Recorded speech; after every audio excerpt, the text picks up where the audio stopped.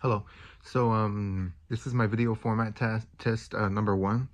I'm going to be answering the question of or the scenario of two different types of plants, or a group of plants rather, on each side of a creek, the bed side of a creek, and what were to happen if that creek were to fill with water and kind of separate the two. Um, so the scenario basically plays out as that well, for one, there are beetles that pollinate these plants, and they're flightless beetles apparently. And in this scenario, the water comes and kind of blocks out the gap between the two.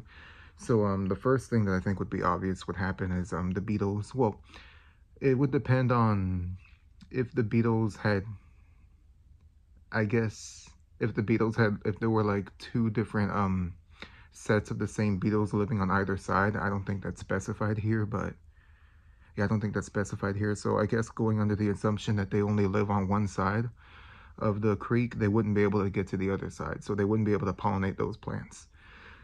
And as far as people coming by and picking the bigger flowers, I feel like those flowers would die out pretty fast. And it also, I guess, depends on how many people are coming by and picking these flowers, how populated, and how many humans, I guess, populate this area. Like, is it kind of an isolated area, and or is it like at a park?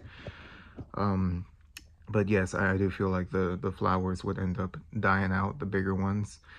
And through looking through researching this, well, I was looking at actual pictures of creek beds just to get a more visual idea, to kind of like map it out in my head of how it would happen. But one of the things that I found was the geographic speciation. Um, I believe this falls in line with the whole scenario going on here, where basically the definition says on here, it's a biological population of the same species, and they become isolated due to geographical changes. I do believe that that definitely defines what's going on here.